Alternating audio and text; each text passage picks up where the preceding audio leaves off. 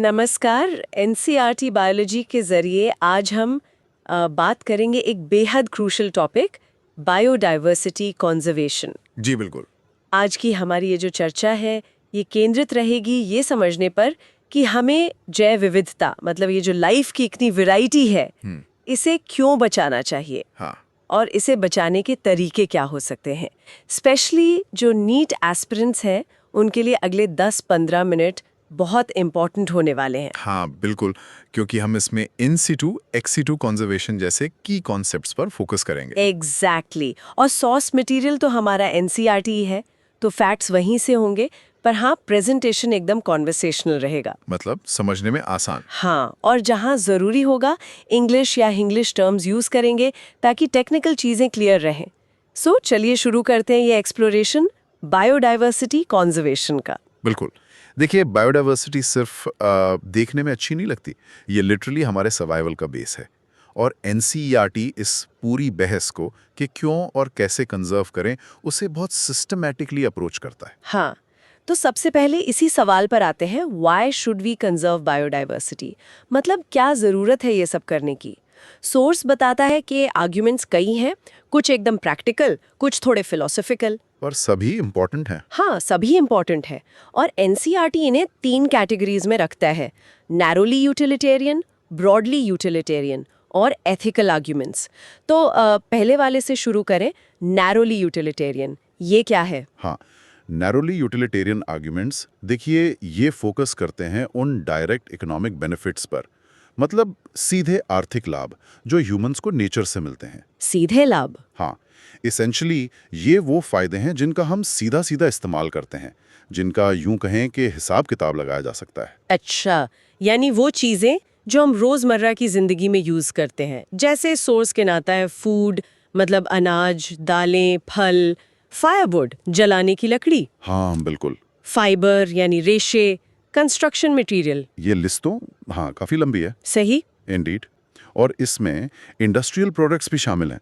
सोचिए, टैनिन्स जो चमड़े की प्रोसेसिंग में लगते हैं, ल्यूब्रिकेंट्स, डाइज यानी रंग, रेजिन्स, परफ्यूम्स, ये सब भी तो हमें प्लांट या एनिमल सोर्सेज से ही मिलते हैं ना। हाँ, ये तो है। ये सब डायरेक्ट इकोनॉमिक बेनिफिट्स की कैटेगरी में आते हैं। और दवाओं का क्या? मेडिसिनल इंपॉर्टेंस तो वो तो बहुत ज्यादा होगी। एब्सोल्युटली। ये एक बहुत पावरफुल नैरोली यूटिलिटेरियन आर्ग्यूमेंट है। और यहाँ एनसीईआरटी का एक डेटा पॉइंट है जो नोट करने लायक है, स्पेशली फॉर नीट। हाँ, क्या है वो? More than 25% of the drugs currently sold in the market worldwide are derived from plants. 25% से ज्यादा। वाव, 25%? ये तो काफी बड़ा नंबर है। मतलब हमारी मॉडर्न मेडिसिन कितनी रिलायंट है प्लांट डाइवर्सिटी पर। बिल्कुल। और ये तो सिर्फ वो दवाएं हैं जो मार्केट में हैं। ट्रेडिशनल मेडिसिन का सोचिए, जो दुनिया भर में इंडिजिनस लोग इस्तेमाल करते हैं। हाँ, उनका क्या स्केल है? उसका स्केल तो और भी बड़ा है। सोर्स बताता है कि करीब 25,000 स्पीशीज ऑफ प्लांट्स हैं। 25,000? हाँ, 25,000, जो दुनिया भर के नेटिव पीपल्स अपनी ट्रेडिशनल मेडिसिन में इस्तेमाल करते हैं। Another key number for NEET aspirants, 25,000 plant species. सोचिए कितनी नॉलेज और पोटेंशियल इन ट्रेडिशनल सिस्टम्स में छुपा होगा। 25,000 स्पीशीज, ये दिखाता है कि नेचर सचमुच एक केमिकल पावर हाउस है। अच्छा, इसी कॉन्टेक्स्ट में एनसीईआरटी एक टर्म यूज करता है, बायो प्रोस्पेक्टिंग। ये क्या चीज है? बायो प्रोस्पेक्टिंग, हाँ, ये एक फैसिनेटिंग कॉन्सेप्ट है। It's essentially exploring molecular, genetic and species level diversity for products of economic importance. Okay, थोड़ा आसान शब्दों में? आसान शब्दों में कहें तो नेचर की जो ये विशाल लाइब्रेरी है ना, उसमें ऐसे मॉलिक्यूल्स, जीन्स या स्पीशीज को खोजना जिनका कमर्शियल वैल्यू हो, जैसे नई दवाएं, इंडस्ट्रियल प्रोडक्ट्स वगैरह। अच्छा। और जिन देशों के पास रिच बायोडाइवर्सिटी है वो इस एक्सप्लोरेशन से काफ़ी बेनिफिट कर सकते हैं। बस शर्त यह है कि ये एथिकली और सस्टेनेबली किया जाए। ये बायो प्रोस्पेक्टिंग टर्म इम्पोर्टेंट है, इसे याद रखना होगा। ओके, तो इतने सारे आंकड़े हो गए, 25% ड्रग्स, 25,000 प्लांट स्पीशीज, फिर आ गया अमेजोन का 20% ऑक्सीजन भी आएगा। नीट के लिए ये सब याद रखना कैसे होगा? ये कोई सीक्रेट ट्रिक है? हाँ, आई नो, ये ट्रिकी हो सकते हैं। देखिए, रटने से ज़्यादा ज़रूरी है कॉन्टेक्स्ट समझना। अच्छा। जैसे 25% ड्रग्स वाला आंकड़ा सिर्फ नंबर नहीं है ना, ये दिखाता है कि हमारी हेल्थ सिक्योरिटी कितनी डायरेक्टली लिंक्ड है बायोडाइवर्सिटी से। हाँ, ये बात तो है। और वो 25,000 स्पीसीज वाला आंकड़ा ट्रेडिशनल मेडिसिन में वो दिखाता है कि कितना अनटैप्ड पोटेंशियल हो सकता है। तो focus on the key figures highlighted in NCERT. ये 25% और 25,000 वाले numbers definitely high yield points हैं। और नंबर्स को कैटेगरी से जोड़िए।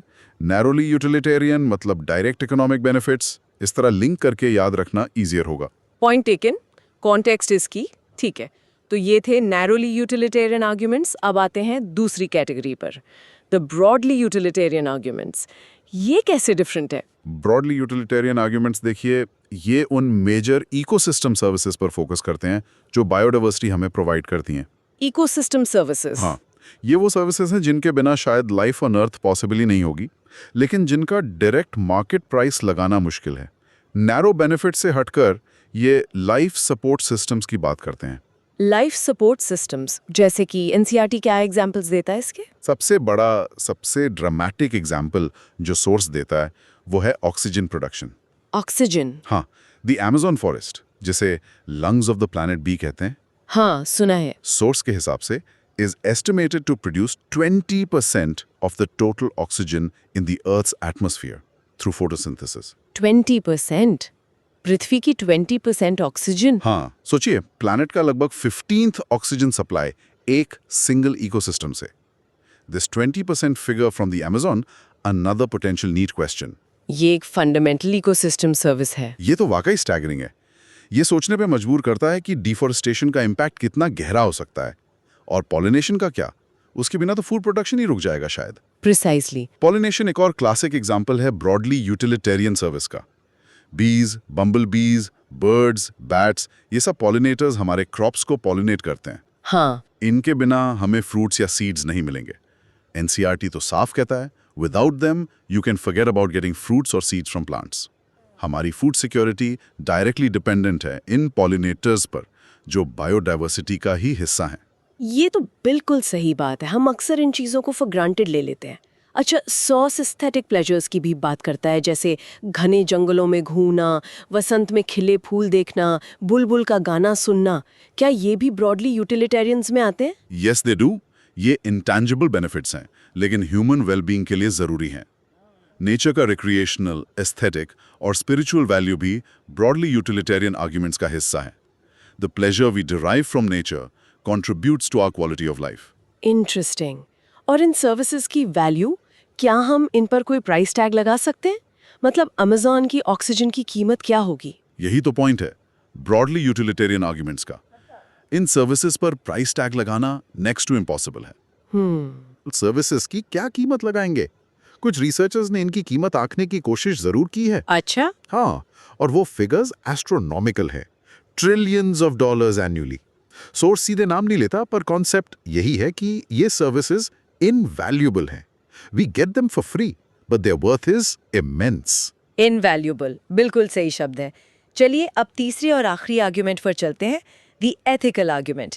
ये क्या कहता है? द एथिकल आर्ग्यूमेंट ये फंडामेंटली डिफरेंट है। ये इकोनॉमिक बेनिफिट्स या इकोसिस्टम सर्विसेज की बात नहीं करता। It relates to what we owe to millions of plant, animal and microbe species with whom we share this planet.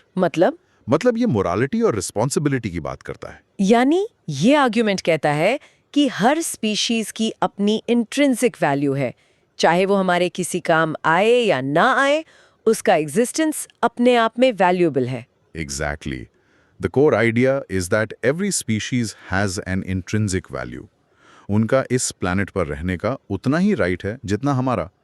We share this planet and we have a moral duty to protect the life forms that coexist with us. तो ये एक तरह से हमारी responsibility है future generations के प्रति भी, कि हम उनके लिए ये विविधता बचाकर रखें। Precisely.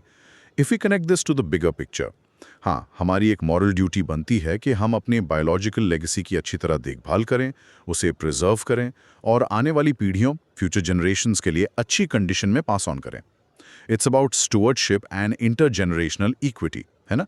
We need to ensure that future generations inherit a planet rich in life. ठीक है, तो ये हो गए बायोडाइवर्सिटी कंजर्व करने के 3 main reasons.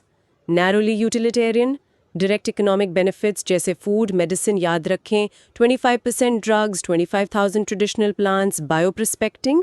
Broadly utilitarian, ecosystem services जैसे oxygen, Amazon 20%, pollination, aesthetic value जो इनवैल्यूएबल हैं, and ethical, intrinsic value, moral duty. अब बड़ा सवाल, how do we conserve biodiversity? तरीके क्या हैं? राइट तो एनसीईआरटी यहाँ दो मेन अप्रोचेस बताता है and these are extremely important from the need perspective. In situ conservation, जिसे ऑन साइट कॉन्जर्वेशन भी कहते हैं। हाँ बिल्कुल ऑन साइट, और दूसरा है एक्स सिचू कॉन्जर्वेशन यानी of site conservation. Okay, let's tackle in situ conservation first. What exactly does this involve? इसमें क्या करते हैं? इन सिचू का मतलब है ऑन साइट या उसी जगह पर। इस अप्रोच में हम पूरे इकोसिस्टम को प्रोटेक्ट करते हैं ताकि स्पीशीज अपने नेचुरल हैबिटेट में ही कंजर्व हो सकें। पूरे इकोसिस्टम को? हाँ, फॉर एग्जाम्पल अगर हमें टाइगर को बचाना है तो हम सिर्फ टाइगर को नहीं, उसके पूरे फॉरेस्ट हैबिटेट को प्रोटेक्ट करते हैं। The entire ecosystem is protected. अच्छा, ये अप्रोच कब सबसे ज्यादा इफेक्टिव होती है? जनरली ये तब प्रेफर्ड होती है जब स्पीशीज पर एक्सटिंक्शन का इमीडिएट खतरा बहुत ज़्यादा ना हो और उनका नेचुरल हैबिटेट रीजनेबली इंटैक्ट हो या उसे रिस्टोर किया जा सके। लेकिन इसमें चैलेंजेस भी होंगे। बिल्कुल, सोर्स ये भी पॉइंट आउट करता है कि कॉन्जर्वेशन एफर्ट्स अक्सर डेवलपमेंट प्रेशर से कॉन्फ्लिक्ट में आते हैं, है ना? रिसोर्सेज की कमी भी एक प्रैक्टिकल चैलेंज है। हाँ, ये कॉन्फ्लिक्ट तो अक्सर देखने को मिलता है, विकास बनाम संरक्षण। तो इस चैलेंज को एड्रेस करने के लिए क्या स्ट्रैटेजी अपनाई जाती है?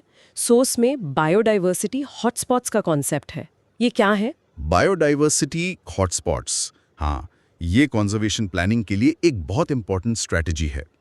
These are regions identified globally जो दो स्ट्रिक्ट क्राइटेरिया पूरे करते हैं।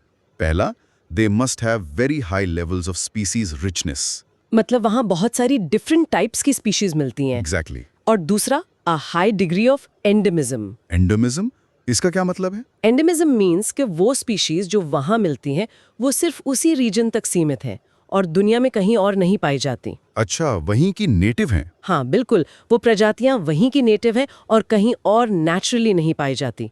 These terms, species richness and endemism, are key concepts for understanding hotspots. High species richness and high endemism, समझ गई।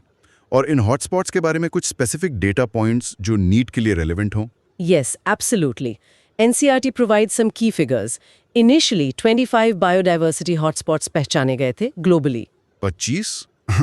बाद में 9 और जोड़े गए, जिससे टोटल नंबर हो गया 34 हॉटस्पॉट्स वर्ल्ड वाइड। ये नंबर याद रखना है, 34। 34 hotspots, okay. और जो बात रिमार्केबल है वो ये कि these 34 hotspots cover less than 2% of the earth's land area. 2% से भी कम पूरी पृथ्वी का।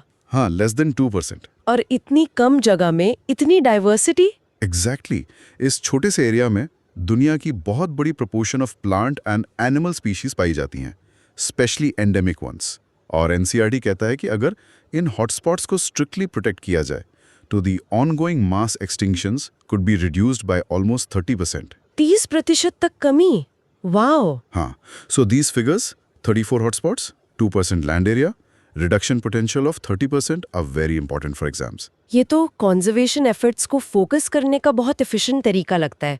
भारत में कौन से रीजन्स हॉटस्पॉट्स में आते हैं? इंडिया इज फॉर्चुनेट, हमारी बायोडाइवर्सिटी रिच रीजन्स में से 3 इन ग्लोबल हॉटस्पॉट्स में आते हैं। 3 कौन कौन से? ये हैं western Ghats and Sri Lanka, Indo Burma और Himalaya. These names are important to remember in the Indian context. Western Ghats, Sri Lanka, Indo Burma, Himalaya, noted. अच्छा, हॉटस्पॉट्स के अलावा भारत में इन सिटू कंजर्वेशन के और कौन से एस्टैब्लिश्ड मेथड्स हैं? इंडिया का देखिए, एक स्ट्रॉन्ग ट्रेडिशन और लीगल फ्रेमवर्क है इन सिटू कंजर्वेशन के लिए प्रोटेक्टेड एरियाज के जरिए, सोर्स के डेटा के अनुसार। हालांकि ये नंबर्स एनसीईआरटी एडिशन पर डिपेंड कर सकते हैं, पर एग्जाम्स के लिए एनसीईआरटी फिगर्स ही फॉलो करने हैं। तो भारत में 14 बायोस्फीयर रिजर्व्स हैं, 14, 90 नेशनल पार्क्स 90, और 448 वाइल्ड लाइफ सैंक्चुरीज हैं। 448, काफी ज्यादा है। हाँ, these protected areas cover a significant portion of the country's land area और diverse habitats को protect करते हैं। So, remember the numbers, 14, 90 and 448 as per the source. Biosphere reserves, national parks, wild life sanctuaries, ये सब इन सिचू के examples हैं। Source में sacred groves का भी जिक्र है, वो क्या है? पवित्र उपवन। सेक्रेड ग्रोव्स, हाँ, पवित्र उपवन। ये भारत की कल्चरल एंड रिलीजियस हिस्ट्री का एक यूनिक एस्पेक्ट है। ये फॉरेस्ट के वो पैचेस हैं जिन्हें लोकल कम्युनिटीज ने अपनी रिलीजियस बिलीव्स के आधार पर प्रोटेक्ट किया है, अच्छा, और अक्सर इनमें मौजूद सभी फ्लोरा एंड फौना को टोटल प्रोटेक्शन दी जाती है। What's fascinating here is their conservation value. Meghalaya की खासियन जाइंटिया हिल्स, राजस्थान की अरावली हिल्स, कर्नाटक और महाराष्ट्र के वेस्टर्न घाट रीजन्स और मध्य प्रदेश के सरगुजा, चंदा एंड बस्तर एरियाज में ऐसे सेक्रेड ग्रोव्स मिलते हैं। और एनसीईआरटी हाईलाइट करता है कि these groves are often the last refuges for a large number of rare and threatened plants. Incredible, मतलब कल्चर और कंजर्वेशन का ऐसा ब्लेंड। तो ये सब था इन सिटू कंजर्वेशन के बारे में। Now let's move to the second approach, ex situ conservation. ये क्या है? एक्स सिटू का मतलब है ऑफ साइट या मूल स्थान से बाहर।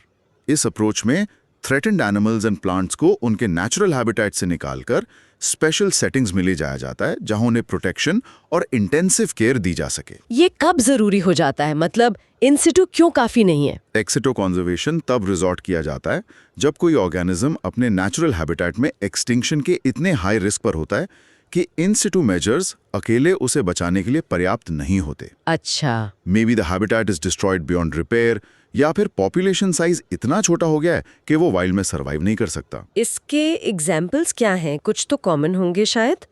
Zoological parks? Yes, the most familiar examples are zoological parks, चिड़ियाघर, botanical gardens और वाइल्ड लाइफ सफारी पार्क्स। ये इंस्टीट्यूशंस थ्रेटेंड स्पीशीज के कलेक्शंस मेंटेन करते हैं, उन्हें केयर देते हैं और अक्सर कैप्टिव ब्रीडिंग प्रोग्राम्स भी चलाते हैं, हाँ, कैप्टिव ब्रीडिंग। ताकि उनकी संख्या बढ़ाई जा सके और हो सकता है इवेंचुअल गोल हो कि उन्हें वापस वाइल्ड में रीइंट्रोड्यूस किया जाए। कैप्टिव ब्रीडिंग, हाँ, ये सुना है। क्या सोर्स में कुछ और एडवांस्ड एक्स सिटू टेक्निक्स का भी मेंशन है? Again thinking about NEET. Yes, recent years में टेक्नोलॉजी ने एक्स सिटू कंजर्वेशन को काफी बूस्ट दिया है। एनसीईआरटी में कई एडवांस्ड टेक्निक्स का जिक्र है। जैसे? पहला, क्रायोप्रिजर्वेशन ऑफ गैमीट्स। इसमें थ्रेटेंड स्पीशीज के गैमीट्स मतलब स्पर्म्स और एग्स को एक्सट्रीमली लो टेम्परेचर्स पर, जैसे लिक्विड नाइट्रोजन में, प्रिजर्व किया जाता है। अच्छा, they can be kept viable and fertile for a long periods. Okay. और दूसरा, इन विट्रो फर्टिलाइजेशन, आईवीएफ, मतलब एग्स को बॉडी के बाहर लैबोरेटरी कंडीशंस में फर्टिलाइज करना। आईवीएफ, हाँ। तीसरा, टिश्यू कल्चर मेथड्स। ये प्लांट्स के लिए पर्टिकुलरली यूजफुल है। इसमें छोटे से टिश्यूज से रैपिड प्रोपगेशन यानी मल्टीप्लिकेशन किया जा सकता है। इसे माइक्रो प्रोपगेशन भी कहते हैं। Micro propagation, right. और चौथा, सीड बैंक्स। ये सीड्स की लाइब्रेरी की तरह हैं। इसमें कमर्शियली इंपॉर्टेंट या थ्रेटेंड प्लांट्स के डिफरेंट जेनेटिक स्ट्रेन्स के सीड्स को लंबे समय तक कंट्रोल्ड कंडीशंस में स्टोर किया जा सकता है, जिससे जेनेटिक डाइवर्सिटी प्रिजर्व होती है। Cryopreservation, IVF, tissue culture, seed banks, ये सब तो काफी सोफिस्टिकेटेड मेथड्स हैं थ्रेटन स्पीशीज को बचाने के लिए। जेनेटिक डाइवर्सिटी प्रिजर्व करने का भी अच्छा तरीका लगता है ये। Absolutely. These methods are crucial for maintaining genetic diversity, especially उन species के लिए जिनकी wild populations कम हो रही हैं या बहुत fragmented हैं। ओके, तो हमने कंजर्वेशन मेथड्स देख लिए, इन सिटू और एक्स सिटू। अब बात करते हैं ग्लोबल एफर्ट्स की। बायोडाइवर्सिटी की कोई पॉलिटिकल बाउंड्रीज तो होती नहीं, ये तो एक शेयर्ड हेरिटेज है ना? Precisely. Biodiversity conservation एक global concern है और इसके लिए international cooperation ज़रूरी है। इसी को रिकॉग्नाइज करते हुए कई इंटरनेशनल एफर्ट्स हुए हैं। एनसीईआरटी में 2 लैंडमार्क कन्वेंशंस का जिक्र है, उनके बारे में बताएंगे? Important points for NEET here. Yes, पहला जो मेंशन है वो है historic convention on biological diversity, CBD, जिसे पॉपुलरली द अर्थ समिट के नाम से जाना जाता है। ये हुआ था रियो डी जेनेरो, ब्राजील में 1992 में। अच्छा, अर्थ समिट 92। हाँ, ये एक लैंडमार्क इवेंट था जहां नेशंस ने कमिट किया बायोडाइवर्सिटी को कंजर्व करने के लिए, उसके सस्टेनेबल यूज को इंश्योर करने के लिए और जेनेटिक रिसोर्सेज से होने वाले बेनिफिट्स की फेयर एंड इक्विटेबल शेयरिंग को प्रमोट करने के लिए। The key things to remember: earth summit, Rio de Janeiro, 1992। The earth summit 1992, Rio, got it. And the second one, दूसरा कौन सा था? दूसरा मेजर समिट जो मेंशन है वो है world summit on sustainable development, WSSD। ये जोहानिसबर्ग साउथ अफ्रीका में हुआ था 2002 में। जोहानिसबर्ग 2002। हाँ, यहाँ 190 देशों ने प्लेज लिया था कि वो 2010 तक ग्लोबल, रीजनल और लोकल लेवल्स पर बायोडायवर्सिटी लॉस की करंट रेट में एक सिग्निफिकेंट रिडक्शन लाएंगे। की टेकअवेज: वर्ल्ड समिट जोहानिसबर्ग 2002 और target year 2010 for reducing the rate of loss. 2002 Johannesburg summit, target 2010। हालांकि हम जानते हैं कि 2010 का टारगेट शायद पूरी तरह से अचीव नहीं हो पाया था। बायोडायवर्सिटी लॉस तो जारी रहा, but the commitment itself was significant, है ना? इंडीड, द टारगेट एम्बिशियस था और उसे अचीव करने में कई चैलेंजेस थे। हाउएवर, ये इंटरनेशनल अग्रीमेंट्स एक क्रूशल रोल निभाते हैं गोल सेट करने में, अवेयरनेस बढ़ाने में, रिसोर्सेज मोबिलाइज करने में और नेशंस के बीच कोऑपरेशन बढ़ाने में। और एफर्ट्स जारी हैं सीबीडी और उसके बाद के एग्रीमेंट्स के फ्रेमवर्क में। राइट। तो ये थी एनसीईआरटी के पर्सपेक्टिव से बायोडायवर्सिटी कंजर्वेशन क्यों और कैसे करें, इस पर एक डिटेल डिस्कशन। चलिए अब जल्दी से की टेकअवे समराइज कर लेते हैं हमारे लिसनर्स के लिए, स्पेशली नीट को ध्यान में रखते हुए। जरूर। तो हमने देखा कि बायोडायवर्सिटी क्यों बचानी चाहिए। इसके 3 मेन आर्ग्यूमेंट्स हैं। पहला, नैरोली यूटिलिटेरियन, यानी direct economic benefits, food, fibre, firewood, industrial products, medicines. याद रखें 25% ड्रग्स पौधों से, 25,000 स्पीशीज ट्रेडिशनल मेडिसिन में, और बायोप्रोस्पेक्टिंग का कॉन्सेप्ट। दूसरा, ब्रॉडली यूटिलिटेरियन, यानी essential ecosystem services. Oxygen, Amazon का 20% वाला figure, pollination, climate regulation, aesthetic cultural value, और ये सब इनवैल्यूएबल हैं। और तीसरा, एथिकल आर्ग्यूमेंट, यानी हर स्पीशीज की इंट्रिंसिक वैल्यू और हमारी मॉरल ड्यूटी कि हम लाइफ को प्रोटेक्ट करें और अपनी बायोलॉजिकल लेगेसी को आगे पास ऑन करें। बिल्कुल। और कॉन्जर्वेशन कैसे करें, द हाउ पार्ट जो नीट के लिए सुपर इम्पॉर्टेंट है। 2 मेन अप्रोचेस। पहला, इन सिचू ऑन साइट, यानी पूरे इकोसिस्टम को प्रोटेक्ट करना। की मेथड्स हैं बायोडायवर्सिटी हॉटस्पॉट्स को पहचानना और प्रोटेक्ट करना। ग्लोबली 34 है, 2% लैंड एरिया घेरते हैं, high species richness and endemism होता है। एक्सटिंक्शन रेट को 30% कम कर सकते हैं। इंडिया में 3 है, वेस्टर्न घाट श्रीलंका, इंडो बर्मा, हिमालय। इसके अलावा लीगली प्रोटेक्टेड एरियाज जैसे नेशनल पार्क्स, सोर्स के अनुसार 90, wild life sanctuaries 448, biosphere reserves 14 और कल्चरली प्रोटेक्टेड एरियाज जैसे सेक्रेड ग्रोव्स। राइट। और दूसरा अप्रोच है एक्स-सिटू, ऑफ साइट। ये हाईली थ्रेटन्ड स्पीशीज के लिए उनके नेचुरल हैबिटेट से बाहर इस्तेमाल होता है। एग्जाम्पल्स हैं zoological parks, botanical gardens, wildlife safari parks, और एडवांस टेक्निक्स में शामिल हैं cryopreservation of gametes, in vitro fertilisation IVF, tissue culture, micro propagation और सीड बैंक्स। हाँ। And don't forget the key international efforts mentioned: the Earth Summit, Convention on Biological Diversity, Rio 1992, और the World Summit on Sustainable Development, Johannesburg 2002, जिसमें 2010 का target था biodiversity loss की rate कम करने का। ये ग्लोबल कमिटमेंट दिखाते हैं कंजर्वेशन के लिए। Excellent summary. Now for a final thought for our listeners to chew on. Source में बायोप्रोस्पेक्टिंग का जिक्र था, exploring biodiversity for products of economic importance. ये एक दिलचस्प पर कॉम्प्लेक्स इशू है। हाँ, और ये एक जरूरी सवाल उठाता है जिस पर शायद और सोचा जा सकता है। क्या जैव विविधता से आर्थिक लाभ हासिल करने, बायोप्रोस्पेक्टिंग और उसके निष्पक्ष संरक्षण, इक्विटेबल कंजर्वेशन के बीच संतुलन साधना हमेशा संभव है? स्पेशली ये देखते हुए कि अक्सर जो कम्युनिटीज बायोडाइवर्सिटी रिच एरियाज में रहती हैं, उन्हें उनकी ट्रेडिशनल नॉलेज या लोकल रिसोर्सेज से निकले फायदों का फेयर शेयर नहीं मिलता। हम ये कैसे इंश्योर कर सकते हैं कि इकोनॉमिक गेन की ये तलाश ओवर एक्सप्लॉयटेशन और इनजस्टिस की तरफ ना ले जाए? क्या वाकई सस्टेनेबल और इक्विटेबल यूटिलाइजेशन प्रैक्टिस में अचीवेबल है? That's a deep and critical question to ponder. इसी विचार के साथ आज की एक गहन चर्चा यहीं समाप्त करते हैं। उम्मीद है जैव विविधता संरक्षण के इन इम्पॉर्टेंट एस्पेक्ट्स को समझने में, स्पेशली एनसीईआरटी कॉन्टेक्स्ट में, आपको मदद मिली होगी। धन्यवाद।